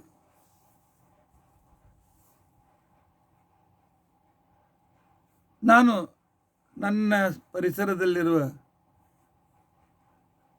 ಅವರ ಮೊದಲಿನ ಜನ್ರೇಷನ್ನು ನೋಡಿದ್ದೇನೆ, ಈಗಿನ ಜನ್ರೇಷನ್ ನೋಡಿದ್ದೇನೆ, ಅವರ ಮಕ್ಕಳನ್ನು ನೋಡ್ತಾ ಇದ್ದೇನೆ. ನನ್ನ ಪ್ರವಚನ ಅವರೆಲ್ಲರೂ ಕೇಳಿದವರಿದ್ದಾರೆ. ಪರಮಾತ್ಮನ ಕಡೆಯಿಂದ ಏನು ಹೇಳಿಸಿದೆ, ನಾನು ಪ್ರತಿಯೊಂದು ಸಲ ಹೇಳ್ತೇನೆ, ಹೋಮಕ್ಕೆ ಹೋಗಲಿ, ನಿಮ್ಮ ಮನೇಲಿ ಹೋಮ ಮಾಡಿಸಿ, ಸತ್ಯನಾರಾಯಣ ಪೂಜೆ ಮಾಡಿಸಿ, ಅಥವಾ ದೇವಸ್ಥಾನಕ್ಕೆ ಪಂಚಾಮೃತ ಅಭಿಷೇಕಕ್ಕೋಸ್ಕರ ಪುಣ್ಯತಿಥಿಗೆ ಹೋಗ್ತೀರಾ, ಕಲ್ಯಾಣೋತ್ಸವಕ್ಕೆ ಹೋಗ್ತೀರಾ. ಆದರೆ ಅಲ್ಲಿ ನೀವು ಮಾಡೋ ಕೆಲಸ ಏನು? ಬಂದವ್ರ ಜೊತೆಗೆ ಹರಟೆ. ಯಾಕೆ ಪರಮಾತ್ಮ ಫಲ ಕೊಡಬೇಕು? ಎಷ್ಟೋ ಸಲ ಹೇಳಿದ್ದೆ, ಮಾತನಾಡಬೇಡಿ, ಹರಟೆ ಹೊಡೆಯಬೇಡಿ. ಮಂದಿರದಲ್ಲಿ ಪ್ರವೇಶ ಮಾಡಿದ ನಂತರ ನಿಮ್ಮ ಅಧಿಪತಿಯಲ್ಲಿ ಯಾರಿದ್ದಾರೆ ನಿಮಗೆ ಸಂಬಂಧ ಇಲ್ಲ. ನಿಮಗೆ ಸಂಬಂಧ ಆ ಭಗವಂತನ ಜೊತೆಗೆ ಮಾತ್ರ. ಅಲ್ಲಿ ಸ್ಥಾಪನೆ ಮಾಡಿದ ದೇವತೆಗಳ ಬಗ್ಗೆ ಮಾತ್ರ ನಿಮ್ಮ ಸಂಬಂಧ. ಅಲ್ಲಿರ್ತಕ್ಕಂಥ ಪುಣ್ಯವಾಚನ ಕಟ್ಟಿರ್ತಕ್ಕಂಥ ದೇವತೆಗಳು ಹೋಮಕುಂಡಕ್ಕೆ ನಿಮ್ಮ ಸಂಬಂಧ ಹೊರತು ಯಾವನೋ ಬದಿಯಲ್ಲಿ ಕೂತ್ಕೊಂಡು ಬಂದರೆ ಸಲ ಸ್ಮೈಲ್ ಮಾಡಿ ಮತ್ತೆ ದೇವ್ರ ಕಡೆಗೆ ಲಕ್ಷ್ಯ. ಅವ್ರು ಮಾತಾಡ್ಲಿಕ್ಕೆ ಬಂದರು, ಆಮೇಲೆ ಮಾತಾಡೋಣ ಅಂತ ಸಮಾಧಾನದಿಂದ ಹೇಳಿಲ್ಲ. ಚೊಪ್ ಮಾತಾಡಬೇಡ ಅಂತ ಇಲ್ಲಿಗೆ ಹೋಗ್ಬೇಡ. ಯಾಕೆ ಅಲ್ಲಿ ಕೂಡ ಪಾಪ ಒಂದು ಮನಸ್ಸನ್ನು ನೋಯಿಸೋದು ಕೆಲಸ ಸರಿಯಲ್ಲ. ಆಯ್ತಪ್ಪ ಆಮೇಲೆ ಮಾತಾಡೋಣ, ಯಾಕೆಲ್ಲ ಬನ್ನಿ ಹೊರಗೆ ಬನ್ನಿ ಹೋಗೋಣ. ನನಗೆ ಮನಸ್ಸಿಗೆ ಭಾಳ ದುಃಖ ಆಗ್ತದೆ. ನಮ್ಮಲ್ಲಿ ಬಂದಾಗ ಹೋಮ ನಡೀತಿರ್ತದೆ, ಪೂಜೆ ನಡೀತಾ ಇರ್ತದೆ, ಹರಟೆ ಹೊಡಿತಾ ಕೂತ್ಕೊಳ್ತಾರೆ. ಎಷ್ಟೋ ಸರಿ ಅವ್ರ ಹರಟೆ ಎಷ್ಟು ಜೋರಾಗ್ತದಲ್ಲ, ನಮಗೆ ಅಲ್ಲಿ ಹೋಮ ಮಾಡ್ಲಿಕ್ಕೆ ಭಾಳ ಅನಾನುಕೂಲ ಆಗ್ತದೆ. ಯಾಕೆ? ಫಲ ಬೇಡೇನು? ದೇವತೆಗಳನ್ನು ತಿರಸ್ಕಾರ ಮಾಡಿದಂತಾಗಲಿಲ್ಲೇನು? ಆಗ ಪೂರ್ತಿ ಫಲ ಯಾಕೆ ಕೊಡಬೇಕು ದೇವತೆಗಳು? VIP ಕರೆಸಿದ್ದೀರಿ,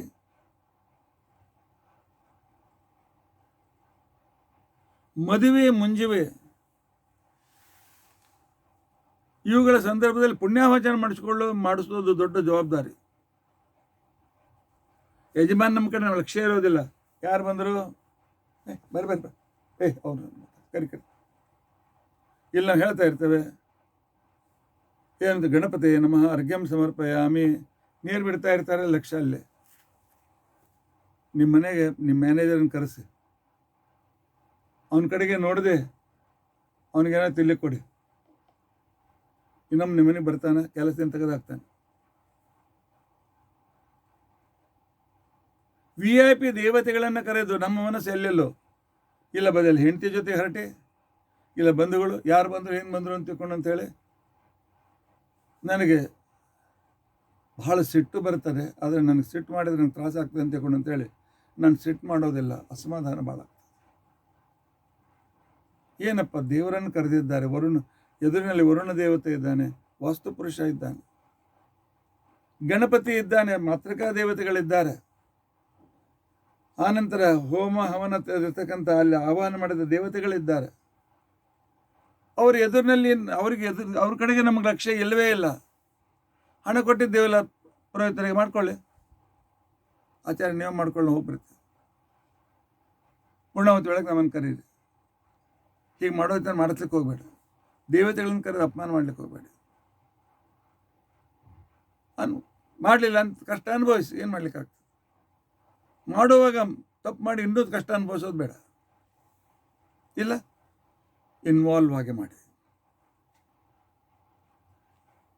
ಇದು ಬಹಳ ಮಹತ್ವಪೂರ್ಣ ಇದೆ. ನಾನು ಪ್ರತಿಯೊಬ್ಬರಿಗೂ ಹೇಳ್ತೇನೆ, ನಮ್ಮಲ್ಲಿ ಬಂದವ್ರಿಗೆ ಹೇಳ್ತೇನೆ, ನೋಡಿ, ಏನು ಮಾಡಿಸ್ಬೇಕು ಅದು ನಮ್ಮ ಪ್ರೊಸೀಜರ್, ನಮ್ಮ ಕೆಲಸ. ನಾವು ಅದರಲ್ಲಿ ತಪ್ಪು ಮಾಡಿದರೆ ದೇವರು ನಮ್ಗೆ ಕ್ಷಮಿಸೋದಿಲ್ಲ. ಆದರೆ ಭಕ್ತಿಯಿಂದ ಆ ದೇವತೆಗಳನ್ನು ಬೇಡಿಕೊಳ್ಳುವುದು, ಕೇಳಿಕೊಳ್ಳುವುದು, ಅವರನ್ನು ಮನಸ್ಸಿನಿಂದ ಸ್ತೋತ್ರ ಮಾಡೋದು ನಿಮ್ಮ ಜವಾಬ್ದಾರಿ, ಯಜಮಾನರ ಜವಾಬ್ದಾರಿ. ನೀವು ನಮಗೆ ವರ್ಣೆ ಕೊಟ್ಟಿರ್ಬೋದು, ಅದು ನಿಮ್ಮ ಜವಾಬ್ದಾರಿ ಕೂಡ ಅಷ್ಟೇ ಇದೆ. ಆ ಜವಾಬ್ದಾರಿಗೇನೆ ಅಂದರೆ ನಾನು ಮಾಡಿದ ಕರ್ಮದ ಫಲ ನನಗೆ ಸಿಗಲಿ ಅಂತೇಳಿ ಋದ್ಧಿಂ ಅಶ್ಯ ಕರ್ಮಣ ಹೃದ್ಧಿಂ ಅಸ್ತು ಇತಿ ಭವಂತೋ ಬ್ರುವಂತೋ ಋದ್ಧಿಂ ಅಸ್ತು ಇತಿ ಭವಂತೋ 3 ಸಲ ಯಜಮಾನ ಹೇಳ್ತಾನೆ, ಈ ಕರ್ಮದ ಪೂರ್ತಿ ಫಲ ನಮಗೆ ಸಿಗುವಂತೆ ಮಾಡಿ ಗುರುಗಳೇ, ಈ ಕರ್ಮದ ಪೂರ್ತಿ ಫಲ ನಮಗೆ ಸಿಗುವಂತೆ ಮಾಡಿ. ಅವರು ಕರ್ಮರುದ್ಧತಾಂ, ನೀನು ಕರ್ಮದ ಫಲ ಸಿಗಲಿ ಅಂತ ಆಶೀರ್ವಾದ ಮಾಡ್ತಾರೆ. ಆದರೆ ನೀವು ಆ ಕಡೆಗೆ ಲಕ್ಷ್ಯ ಕೊಟ್ಟಿದ್ದರೆ, ಆ ಭಗವಂತನ ಹತ್ರ ಮೇಲೆ ಮನಸ್ಸಿಟ್ಟಿದ್ದರೆ ಆಗ್ತದೆ, ಇಲ್ಲದೇ ಇದ್ರೆ ಇಲ್ಲ.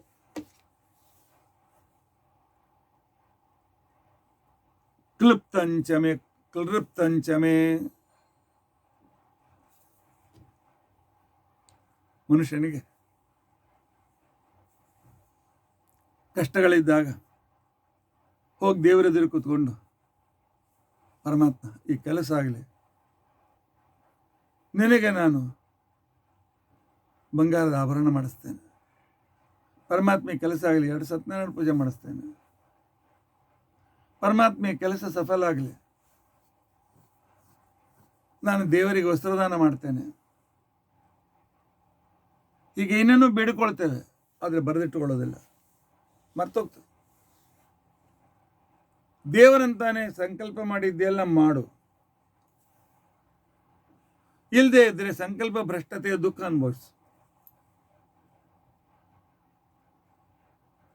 ಪರಮಾತ್ಮನ ಎದುರಿಗೆ ಮಾಡ್ತಕ್ಕಂಥ ಸಂಕಲ್ಪಗಳು ಅಂತ ತಿಳ್ಕೊಂಡಂತೇನಿವೆ, ಅದನ್ನು ನೆನಪಿಟ್ಟುಕೊಂಡು ಕಷ್ಟಪಟ್ಟು ಆ ಸಂಕಲ್ಪವನ್ನು ಆ ರೀತಿಯಾಗಿ ಪೂರೈಸಿಕೊಳ್ಬೇಕು. ವಾದಿರಾಜರ ತಾಯಿ ಹೇಳಿದ್ಲು, ನೋಡಪ್ಪ, ಗಂಡಸ ಮಗ ಹುಟ್ಟಿದರೆ 1,00,000 ಆಭರಣ ನಿನಗೆ ಏರಿಸ್ತೇನೆ ಅಂತ ಕೊಂಡಪ್ಪ. ಆಕೆ ಬೇಡಿದ್ದು, ನಾವು ಬೇಡೋ ಧೈರ್ಯ ನಮ್ಗೆ ಆಗೋದಿಲ್ಲ, ಮಾತು ಬೇರೆ. ಆ ತಾಯಿ ಯೋಗ್ಯತೆ ಇತ್ತು ಅಂತ ತಿಳ್ಕೊಂಡಂತೇಳಿ ಬೇಡಿರಬೇಕು. ವಾದಿರಾಜರು ಸನ್ಯಾಸಿಗಳಾದ್ಮೇಲೆ ಒಂದ್ಸಲ ಬಂದು ಹೇಳ್ತಾಳೆ, ಅಲ್ಲ ಮತ್ತೀಗೆ ನಾನು ದೇವರ ಹತ್ರ ಬೇಡ್ಕೊಂಡಿದ್ದೆ, ಪ್ರತಿಜ್ಞೆ ಮಾಡಿದ್ದೆ, ಅದನ್ನು ಪೂರೈಸಪ್ಪ ಅಂತ ತಿಳ್ಕೊಂಡು. ವಾದರಾಸಿ ಪಾದಂಗಳವರು ಮಹಾಭಾರತದ 1,00,000 ಶಬ್ದಗಳನ್ನು ಆರಿಸಿ, ಪದಗಳನ್ನು ಆರಿಸಿ, ವಾಕ್ಯಗಳನ್ನು ಆರಿಸಿ ಅದಕ್ಕೆ ಕಠಿಣವಾದ ಪದಗಳಿಗೆ ಅರ್ಥ ಬರೆದಿದ್ದಾರೆ. ಪರಮಾತ್ಮ ಒಂದೊಂದು ಶಬ್ದದ ಅರ್ಥ ನಿಮಗೊಂದು ಅಲಂಕಾರ. ನೀವು ಕೂಡ ದಿನ ಅಲಂಕಾರ, ಇಷ್ಟು ವಿಶೇಷಣಗಳಿಂದ ಪರಮಾತ್ಮನ ನೋಡ್ತಾ ಇದ್ದೆಲ್ಲ, ದಿನಾಲ್ ಪರಮಾತ್ಮ ಅಲಂಕಾರ ನೀವು ಅರ್ಪಣೆ ಮಾಡ್ತಾ ಇದ್ದೀರಿ. ನೀವು ಕೇಳ್ತೀರಿ ಅಂತ ಹೇಳಿ ನಾನು ಅರ್ಪಣೆ ಮಾಡ್ತಾ ಇದ್ದೆ. ಆದ್ದರಿಂದಾಗಿ ಪರಮಾತ್ಮ ಕ್ಲುಪ್ತಂಚಮೇ, ನಾನು ಮನಸ್ಸಿನಲ್ಲಿ ಏನು ಸಂಕಲ್ಪ ಮಾಡಿದ್ದೇನೆ ಪರಮಾತ್ಮ ಅದು ಪೂರ್ಣ ಆಗುವಂತೆ ಮಾಡು. ಕೋಟಿ ಜಪ ಮಾಡಬೇಕು ಅಂತ ಸಂಕಲ್ಪ ಮಾಡಿದ್ದೇನೆ, ಅದನ್ನು ಪೂರ್ಣ ಮಾಡು, ನಿನ್ನ ಜವಾಬ್ದಾರಿ.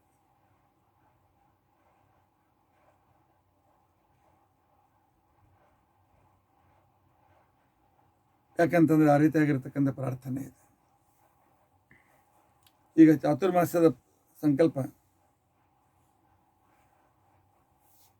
ನಾವು ಮೊನ್ನೆ ಮಾಡಿದ್ದೇವೆ, ಏಕಾದಶಿ ದಿನ.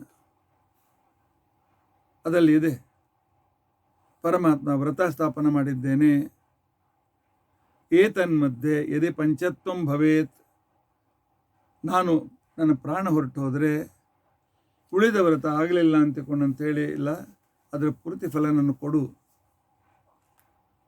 ಅಂಥೇಳಿ ಪರಮಾತ್ಮನಿಗೆ ಹೋಗಿ ಕೇಳ್ಕೊಳ್ತಾಳೆ ಸಾವಿತ್ರಿ. ಆದ್ದರಿಂದಾಗಿ ಒಮ್ಮೆ ಮನಸ್ಸಿನಲ್ಲಿ ಮಾಡಿದ್ದೀರಿ, ಈಗ ಪವಮಾನ ಹೋಮ ಮಾಡಿಸ್ತೇನೆ, ತಪ್ಪದೆ ಮಾಡಿಸಿ. ಬಿಟ್ಟರೆ ಪರಮಾತ್ಮ ಹೇಳ್ತಾನೆ ಸಂಕಲ್ಪ ಭ್ರಷ್ಟನಾಗಿದ್ದೆ ಅಂತ ಹೇಳ್ಕೊಂಡ್ರೆ ಪಾಪ ಕೊಡ್ತಾನೆ. ಅದು ದೇವರಿಗೆ ಮಾತ್ರ ಮೋಸ ಮಾಡ್ಲಿಕ್ಕೆ ಹೋಗ್ಬೇಡ, ಅಷ್ಟೇ ಪ್ರಾಮಾಣಿಕವಾಗಿ ಮಾಡಿ. ಒಬ್ಬ ವ್ಯಾಪಾರಿ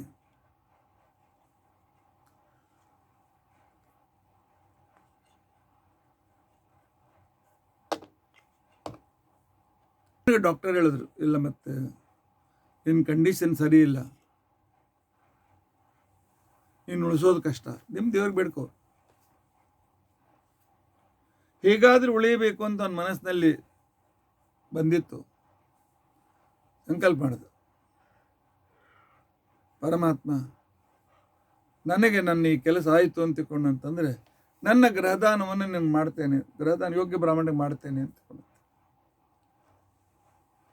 ಅವನಿಗೇನು ಭಾಳ ಸೀರಿಯಸ್ ಆಗಿದ್ದೇನೆ, ಉಳಿಯೋದಿಲ್ಲ, ನನ್ನ ನಂತರ ಗ್ರಹದಾನ ಕೃಷ್ಣಾರ್ಪಣೆ ಆಗಲಿ ಅಂತ ತಿಳ್ಕೊಂಡಂತೆ ಆ ರೀತಿಯ ಮನಸ್ಸಿನಲ್ಲಿ ಸಂಕಲ್ಪ ಮಾಡಿದ್ದ. ಯೋಗಾಯೋಗದಿಂದ ಅವನು ಉಳಿದ. ಗುರುಗಳು ನೆನಪು ಮಾಡಿಕೊಟ್ರು, ಗ್ರಹದಾನ ಮಾಡ್ತೇನೆ ಸಂಕಲ್ಪ ಮಾಡಿದ್ದೆಲ್ಲೋ ಮಾಡು ಅಂತ ತಿಳ್ಕೊಂಡಂತೆ. ಅವನು ಎಷ್ಟಾದರೂ ವ್ಯಾಪಾರಿ.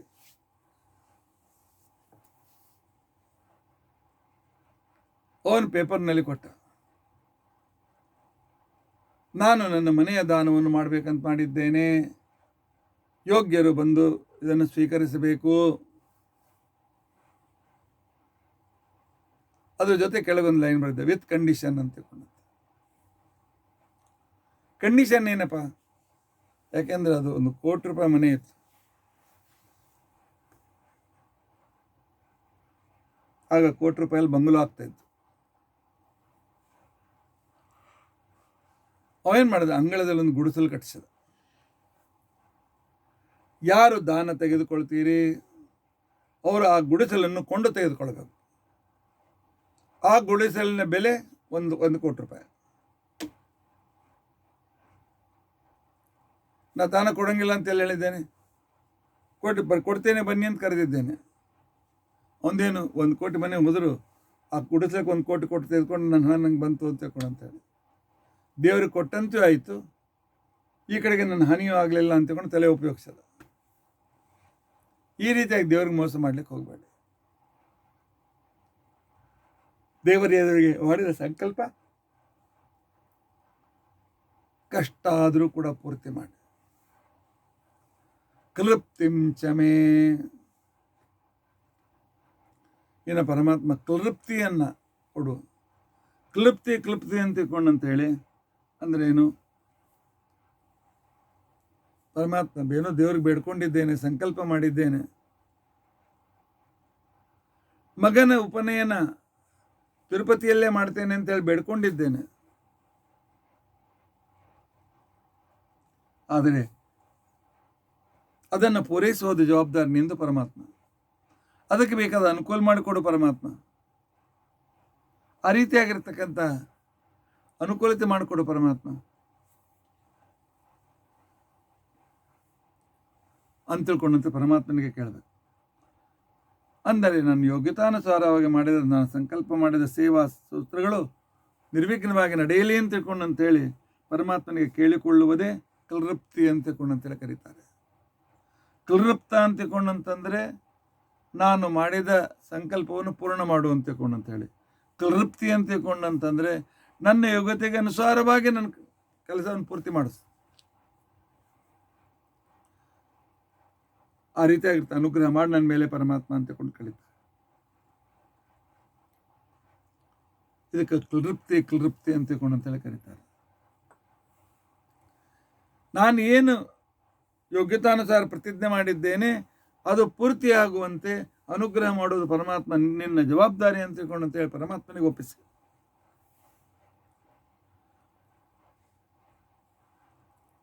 ಮತಿಂ ಚಮೆ, ಈ ಮತಿಯನ್ನು ಮೊದಲೇ ಕೇಳಿದ್ದಾನೆ, ರಿಪೀಟೇಷನ್ ಅಂತ ಅನ್ಬೇಡಿ. ಅರ್ಥದಲ್ಲಿ ಅನೇಕ ವೈವಿಧ್ಯಗಳಿವೆ. ಇಲ್ಲೇ ಮತಿ ಅಂತ ತಿಳ್ಕೊಂಡಂತಂದ್ರೆ ಸದ್ಬುದ್ಧಿಯನ್ನು ಕೊಡು. ಯಾವ ಬುದ್ಧಿಯಿಂದ ನಾನು ಕಠಿಣವಾದಕ್ಕಿಂತಲೂ ಕಠಿಣತರವಾದ ಕೆಲಸವನ್ನು ಮಾಡಲಿಕ್ಕೆ ನಾನು ಸಮರ್ಥನಾಗ್ತೇನೆ ಅಂತ ಬುದ್ಧಿಯನ್ನು ನನಗೆ ಕೊಡು, ಸೊಳ್ಳೆ ಸದಿಚ್ಛೆಯನ್ನು ನನಗೆ ಕೊಡು ಅಂಥೇಳಿ ಪರಮಾತ್ಮನಿಗೆ ಪ್ರಾರ್ಥನೆ ಮಾಡಿಕೊಳ್ಳಬೇಕು. ಮನಃಪೂರ್ವಕವಾಗಿ ಪ್ರಾರ್ಥನೆ ಮಾಡಿದರೂ ಕೈ ಬಿಡೋದಿಲ್ಲ ಪರಮಾತ್ಮ. ಆದ್ದರಿಂದಾಗಿ ಮತಿಯನ್ನು ನನಗೆ ಕೊಡು ಅಂತಿಕೊಂಡ. ಮತಿ ಆದಮೇಲೆ ಮತ್ತೆ ಪುನಃ ಕೇಳ್ತಾರೆ ಸುಮತಿಂ ಚಮೇ. ಪರಮಾತ್ಮ ದೊಡ್ಡ ಕೆಲಸ ನಡೆಸಿಕೊಟ್ಟಿ. ಎಲ್ಲರೂ ಹೊಗಳಿದರು. ಆದರೆ ಅವರ ಹೊಗಳಿಕೆ ನನಗೆ ಹೊನ್ನಶೂಲ.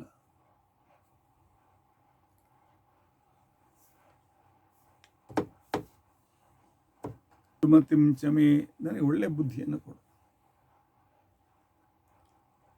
ಶ್ರೇಷ್ಠ ಬುದ್ಧಿಯನ್ನು ಕೊಡು. ಶ್ರೇಷ್ಠ ಬುದ್ಧಿ ಅಂದ್ರೆ ಏನ್ರಿ ಆಗ್ತಾರೆ? ನಾನು ಒಲಿಂಪಿಕ್ನಲ್ಲಿ ಫಸ್ಟ್ ಬರಬೇಕು, ವಿಂಬಲ್ಡನ್ನಲ್ಲಿ ಫಸ್ಟ್ ಬರಬೇಕು, ವರ್ಲ್ಡ್ ಚಾಂಪಿಯನ್ನಲ್ಲಿ ನಾನು ಫಸ್ಟ್ ಬರಬೇಕು, ವರ್ಲ್ಡ್ ಕಪ್ನಲ್ಲಿ ನಾನು ಫಸ್ಟ್ ಬರಬೇಕು. ಇವೆಲ್ಲ ಶ್ರೇಷ್ಠ ಬುದ್ಧಿ ಅಲ್ಲೇನು? ಇಲ್ಲ, ಎಲ್ಲವನ್ನು ಇಲ್ಲ ಬಿಸಾಕಿ ಹೋಗ್ತದೆ. ಈ ಶರೀರಕ್ಕೆ ಈ ರೀತಿಯಾಗಿರ್ತಕ್ಕಂಥ ಉಪಾಧಿಗಳು ಹೋದ್ಮೇಲೆ ಏನಿಲ್ಲ, ಎಲ್ಲ ಹೋಯ್ತು. ಸುಮತಿ ಅಂತ ತಿಳ್ಕೊಂಡಂತಂದ್ರೆ ಪರಮಾತ್ಮನಲ್ಲಿ ಇರತಕ್ಕಂತಹ ಆದರ, ಆ ಪರಮಾತ್ಮನನ್ನು ಸೇವೆ ಮಾಡಬೇಕಾಗಿರ್ತಕ್ಕಂಥ, ಸೇವೆ ಮಾಡಬೇಕು ಅಂತ ತಿಳ್ಕೊಂಡಿರ್ತಕ್ಕಂಥ ನಿರ್ಧಾರ, ನಿಶ್ಚಯ, ಆ ಪರಮಾತ್ಮ ಕೊಡುವ ಮೋಕ್ಷವೂ ಕೂಡ ನನಗೆ ಬೇಕು ಅಂತ ತಿಳ್ಕೊಂಡಂತ ಬಯಸ್ಬೇಕು. ಕೆಲವರು ಏಕಾಂತ ಭಕ್ತರಿರ್ತಾರೆ. ಪರಮಾತ್ಮ ನೀನು ಕೊಡ್ತಕ್ಕಂತಹ ಮೋಕ್ಷವು ನನಗೆ ಬೇಡ ಅಂತ ತಿಳ್ಕೊಂಡಂತಾರೆ. ಅಲ್ಲ, ಮೋಕ್ಷದ ಎಷ್ಟು ಸುಖ, ಸ್ವರೂಪ ಸುಖ ಸಿಗ್ತದೆ, ಬೇಡ ಅಂತ ತಿಳ್ಕೊಂಡಂತಾರಲ್ಲ. ಅವ್ರಿಗೆ ಗೊತ್ತಿದೆ ಪರಮಾತ್ಮನ ಅನುಗ್ರಹವಿಲ್ಲದೆ ಇದ್ದರೆ ಮೋಕ್ಷ ಸಿಕ್ಕರೂ ಕೂಡ ಅಲ್ಲಿ ಪೂರ್ತಿ ಸುಖ ಅನುಭವಿಸ್ಲಿಕ್ಕೆ ಆಗೋದಿಲ್ಲ.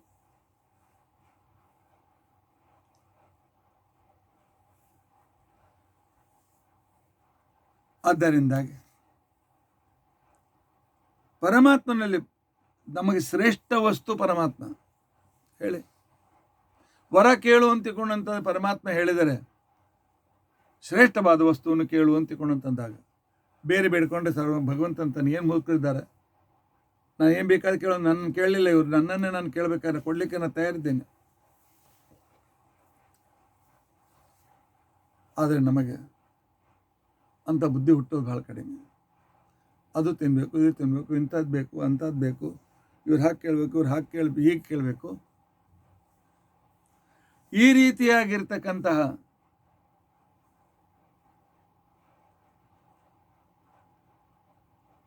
ಅನೇಕ ರೀತಿಯ ವ್ಯವಧಾನಗಳು ನಡೀತವೆ. ಆದರೆ ಧ್ರುವರಾಜನಿಗೆ ಕೇಳಿದರು, ಏನು ಬೇಕು ಅಂತಿಕೊಂಡು, ಮೋಕ್ಷಕ್ಕೆ ನಿನಗೆ ಸ್ವರ್ಗ ಕೊಡ್ತೀನಿ ಅಂತಿಕೊಂಡು ಅಂತ ಹೇಳಿ. ಆಗ ಅವನು ಬಹಳ ಸ್ಪಷ್ಟವಾಗಿ ಹೇಳಿದ, ನಾಕ ಪೃಷ್ಟಂ ನಚ ಪಾರಮೇಷ್ಟಂ, ನನಗೆ ನಿನ್ನ ವೈಕುಂಠವೂ ಬೇಕಾಗಿಲ್ಲ, ನನಗೆ ನೀನು ಬೇಕು. ಯಾಕೆ ನೀನು ಕೇಳಿದ್ದು ವರ ಅಂದರೆ ಶ್ರೇಷ್ಠ. ಜಗತ್ತಿನಲ್ಲಿ ನಿನಗಿಂತ ಶ್ರೇಷ್ಠರು ಯಾರಿದ್ದಾರೆ ಹೇಳು ಪರಮಾತ್ಮ? ನನಗಂತೂ ಗೊತ್ತಿಲ್ಲ, ನಿನಗೂ ಗೊತ್ತಿಲ್ಲ. ಅದಕ್ಕೋಸ್ಕರ ಪರಮಾತ್ಮನಲ್ಲಿ ಪ್ರೀತಿ ರೂಪವಾದಂತಹ ಒಂದು ಆಸಕ್ತಿಯನ್ನು ನಾನು ಕೊಡು. ಇದೇ ಸುಮತಿ ಅಂತ ತಿಳ್ಕೊಂಡು ಅನ್ನಿಸ್ಕೊಳ್ತೇನೆ. ಇನ್ನು ಸುಮತಿ ಅಂದರೆ ಅಂದರೆ ಶ್ರೇಷ್ಠವಾದ ವಿಷಯದಲ್ಲಿ ಮನೋನರ್ದಡ್ಡ, ಅದಕ್ಕೆ ಶೋಭನೆ ಇಚ್ಛಾ ಅಂತ ತಿಳ್ಕೊಂಡು ಅಂತ ಹೇಳ್ತಾರೆ. ಅದನ್ನು ಕೂಡ ಕೊಡುವಂತಹ ಬುದ್ಧಿಯನ್ನು ಅಂತ ನನಗೆ ನೀನು ಬೇಕು, ಬೇರೆ ಯಾರು ಬೇಡ. ಪ್ರಹ್ಲಾದರಾಜರು ಕೂಡ ಇದೇ ಅಂದಿದ್ದಾರೆ, ವದಮೇ ತವ ದಾಸ್ಯ ಯೋಗಂ. ಹನುಮಂತ ರೂಪದಿಂದ ಕೂಡ ಪರಮಾತ್ಮನ ಕೇಳಿಕೊಂಡಿದ್ದಾರೆ. ಪರಮಾತ್ಮ ನೀನು ನನ್ನ ಮೇಲೆ ಅನುಗ್ರಹ ಮಾಡು ಅಂತ ತಿಳ್ಕೊಂಡಿದ್ದಾರೆ. ಆದ್ದರಿಂದಾಗಿ ಮನುಷ್ಯನಾಗಿರ್ತಕ್ಕಂಥ ವ್ಯಕ್ತಿ ಸರ್ವಶ್ರೇಷ್ಠನಾದ ಭಗವಂತನನ್ನು ಪಡೆಯುವುದನ್ನೇ ಇಚ್ಛೆ ಪಡಬೇಕೇ ಹೊರತು, ಆ ರೀತಿಯಾಗಿರ್ತಕ್ಕಂಥ ಸಾಧನೆ ಮಾಡುವ ಸದ್ಬುದ್ಧಿಯನ್ನು ಬೇಡಬೇಕೇ ಹೊರತು, ಆ ವಸ್ತು ಕೊಡು, ಈ ವಸ್ತು ಕೊಡು ಅಂತ ತಿಳ್ಕೊಂಡು ಅಂತೇಳಿ ನಶ್ವರವಾಗಿರ್ತಕ್ಕಂಥ ಬೇಡಿಕೆಗಳನ್ನು ಪರಮಾತ್ಮನ ಎದುರಿಗಿಡಬಾರ್ದು. ಪರಮಾತ್ಮ ಎದುರಿಗಿಡಬೇಕು, ನನಗೆ ನೀನೇ ಬೇಕು.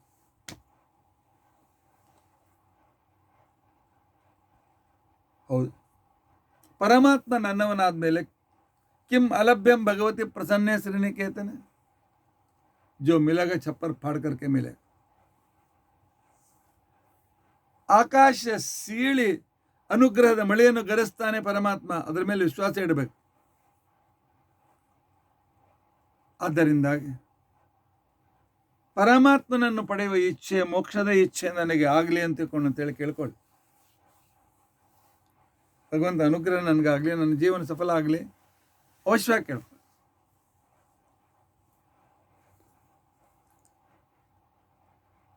ಆದರೆ ಆಗದೇ ಇರತಕ್ಕಂಥ ವಿಷಯಕ್ಕೆ ಹಾಕೋದು ಬೇಡ. ಮತ್ತು ಪರಮಾತ್ಮನ ಪ್ರಾರ್ಥನೆ ಮಾಡೋಣ. ಪರಮಾತ್ಮ ಯಾವುದರಿಂದ ಹಿತ ಅದನ್ನು ಮಾಡು ಅಂತ ತಿಳ್ಕೊಂಡು ಅಂತೇಳಿ ಪರಮಾತ್ಮನೇ ಕೇಳ್ಕೊಳ್ಳೋಣ. ಆದ್ದರಿಂದಾಗಿ ಭಾಗವತಿ ಬುದ್ಧಿ, ಶುಭ ವಿಷಯಕ ವಸ್ತು ಜಿಜ್ಞಾಸ ಸಂಬಂಧಿ ಬುದ್ಧಿ, ಈ ರೀತಿಯಾಗಿ ಆರ್ಯಗಳನ್ನು ಮಾಡಿಕೊಂಡು ಇದರೆಲ್ಲ ನಂತರ ಹೊರಗೆ ಮಾಡ್ತಕ್ಕಂಥ ಕರ್ತವ್ಯ ಕರ್ಮದ ಸಫಲತೆ ಅಂತಿಕೊಂಡಂತೇನಿದೆ, ಅದು ಪರಮಾತ್ಮ ನನ್ನ ಇಚ್ಛೆ, ನನ್ನ ಮೋಕ್ಷದ ಇಚ್ಛೆಯನ್ನು ಪರಿಪೂರ್ಣ ಮಾಡುವಂತೆ ಅವನಿಗೆ ನಾವು ದುಂಬಾಲು ಬೀಳೋಣ. ಮನಃಪೂರ್ವಕವಾಗಿ ಆ ಪರಮಾತ್ಮನನ್ನು ಸ್ತೋತ್ರ ಮಾಡೋಣ. ಈ ರೀತಿಯಾಗಿ ಇವತ್ತಿನ ದಿನ ನಾವು ಭವಿಷ್ಯಂಚಮೇ 65ನೇ ಪ್ರಾರ್ಥನೆ, 66ನೇ ಪ್ರಾರ್ಥನೆ ಸುಗಂಚಮೇ,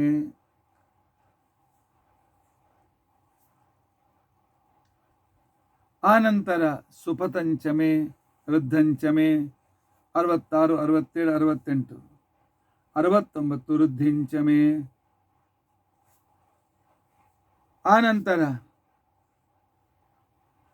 69ನೇ ಬೇಡಿಕೆ ವೃದ್ಧಿಂಚಮೆ, 75 ಕೃಪ್ತಂಚಮೆ, 71 ಕೃಪ್ತಿಂಚಮೆ, 72 ಮತಿಂಚಮೆ, 73 ಸುಮತಿಂಚಮೆ. ಇಷ್ಟು ವಿಶೇಷಣಗಳ ಅರ್ಥಚಿಂತನೆಯನ್ನು ಯಥಾಶಕ್ತಿಯನ್ನು ನಾವು ಮಾಡಿಕೊಳ್ಳಿಕ್ಕೆ ಪ್ರಯತ್ನಿಸಿದ್ದೇವೆ. ಇದಕ್ಕಿಂತಲೂ ಮುಂದೆ ಮತ್ತೆ ಪರಮಾತ್ಮ ಮತ್ತೇನು ಪರಮಾತ್ಮನ ಹತ್ರ, ರಾಮಚಂದ್ರನ ಹತ್ರ ವಿಶ್ವಾಮಿತ್ರರು ಬೇಡ್ತಾರೆ ಅನ್ನೋದನ್ನು ನಾಳಿನ ದಿವಸ ನಾವು ತಿಳಿದುಕೊಳ್ಳಿಕ್ಕೆ ಪ್ರಯತ್ನಿಸೋಣ. ಎಲ್ಲರೂ ವಿವಾಹದ ವಿವರಣೆಯನ್ನು ಮತ್ತು ರುದ್ರಾದ ವಿವರಣೆಯನ್ನು ನೋಡಿ ಬಹಳ ಜನ ಭೇಟಿಯಾದಾಗೆಲ್ಲ ಸಂತೋಷ ವ್ಯಕ್ತಪಡಿಸಿದ್ದೀರಿ. ಪರಮಾತ್ಮ ನಿಮಗಿಂತ ಇದೇ ಸಂತೋಷ ಇನ್ನು ಹೆಚ್ಚಿಗೆ ಕೊಡಲಿ ಅಂತ ಕೊಂಡು ಬಯಸ್ತೇನೆ. ಉಗ್ರಂ ವೀರಂ ಮಹಾವಿಷ್ಣುಂ ಜ್ವಲಂತಂ ಸರ್ವತೋಮುಖಂ ನೃಸಿಂಹಂ ಭೀಷಣಂ ಭದ್ರಂ ಮೃತ್ಯುಂ ನಮಾಮ್ಯ.